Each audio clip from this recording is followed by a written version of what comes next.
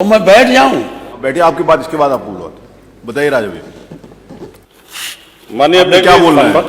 संभल के विषय में ही चर्चा नहीं है, में हम अपना चर्चा नहीं है राजा भैया, मेरा कोई चर्चा स्वीकार नहीं कर रहे है। हैं माननीय कि चर्चा कराई जाए या ना आपको कराई जाए। ऐसे तथ्य जो ना आए हो कुछ बताना चाहते जी, हो? 5 मिनट 5 मिनट नहीं, 2 मिनट। कुछ तथ्य जो इस सदन में रखे गए, इसके बाद आपको उनको भी सूचना दी है, तो श्रीमान वो आपत्तिजनक है। कुछ बिंदु मैंने भी उनकी भी नोट नोटिस है। इस सदन की कार्रवाई लाइव देखी जाती है, रिकॉर्ड रहता है। माननीय नवाब साहब हमारे बहुत अच्छे मित्र हैं, साथ में मंत्रिमंडल में भी रहे। पहली बात तो यह स्पष्ट हो जानी चाहिए कि जो सर्वे हो रहा है वो न्यायालय के आदेश पे हुआ है, और जितने लोग बोले हैं इन्होंने पत्थरबाजी का कोई जिक्र, कोई चर्चा नहीं की। अब हम एक चीज तो ये भी जानना चाहेंगे कि क्या पत्थरबाजी करने से न्यायालय का आदेश बदल जाता है? अगर न्यायालय ने किसी सर्वे का आदेश दिया तो उस आदेश को पलटने के लिए क्या तरीका है? उससे बड़ी अदालत में जाएं कि सड़क पे खड़े होकर के पत्थर प्रशासन के ऊपर और पुलिस के ऊपर चला जाए। आज तक कभी प्रशासन का निर्णय, न्यायालय का निर्णय इससे बदला हो तो? दूसरा श्रीमान, पुलिस और प्रशासन के लोग जो घायल हुए हैं उनके प्रति किसी ने कोई पीड़ा, कोई चिंता व्यक्त नहीं करी।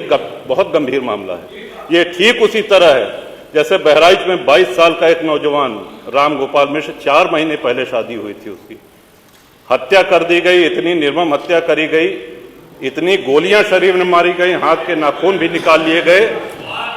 अपराध क्या था कि उसने अपने धर्म का एक झंडा लगा दिया। श्रीमान, इसी चर्चा में एक बड़ा रोचक तथ्य सामने आया।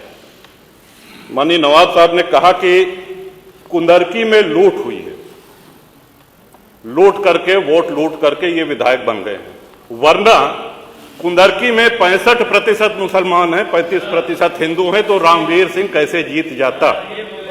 ये कार्रवाई में है हमारा। तो मनोहर, एक सवाल हम ये भी करना चाहते हैं कि जिन विधानसभाओं में मुस्लिम मतदाता की संख्या हिंदू से कम है, क्या वो लूट करके विधायक बन के आते हैं? या क्या हिंदू बाहुल्य जो विधानसभाएं हैं वो मुसलमान को वोट नहीं देती? इस हिसाब से तो यही लगता है कि सबसे बड़ा आश्चर्य धरती का यही हो गया कि जब 65% मुस्लिम है तो हिंदू कैसे जीत गया? आज पहला दिन है इन लोगों का सदन में। हमने अनुरोध किया था जो नए सदस्य जीत के आए हैं कम से कम परिचय करा दें, हम लोग भी पहचान लें।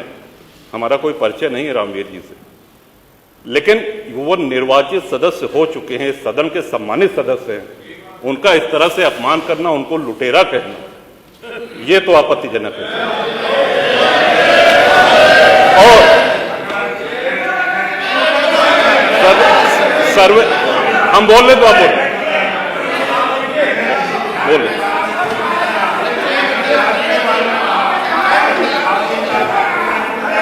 माननीय अध्यक्ष जी, 2 मिनट में अपनी बात समाप्त कर रहा हूं। 2 मिनट में अपनी बात समाप्त कर रहा हूं। हम लोगों ने भी बड़े धैर्य से सुना।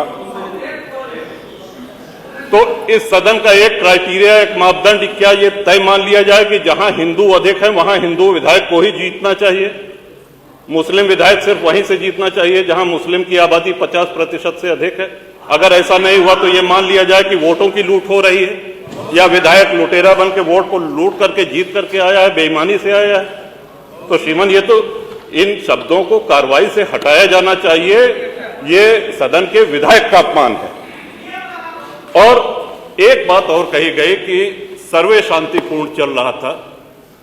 एक हिंदू होने के नाते, एक सनातनी होने के नाते माननीय अध्यक्ष, हम तो ये कहते हैं कि न्यायालय किसी भी मंदिर पर सर्वे का अगर कोई आदेश करती है तो मैं नहीं समझता कि किसी भी सनातनी, किसी भी हिंदू को कोई आपत्ति होगी। हमने किसी के धर्मस्थल तोड़ के अपने धर्मस्थल नहीं बनाए। करें जहां करना हो सर्वे करें, हम कभी गुम्मा अद्धा नहीं चलाएंगे, हम पत्थरबाजी, हम न्यायालय के निर्णय का सम्मान करेंगे। तो शासन का काम, प्रशासन का काम तो न्यायालय के निर्णय को लागू कराना होता है। तो इसलिए माननीय अध्यक्ष जी, इस पे चर्चा कराई जाए। चर्चा में भाग लेने की इच्छा इधर भी है, इधर भी है, बहुत से लोगों की है, और चर्चा कराई जाएगी तो बहुत सी सच्चाइयां सामने आएंगी। बहुत बहुत माननीय नेता प्रतिपक्ष, माननीय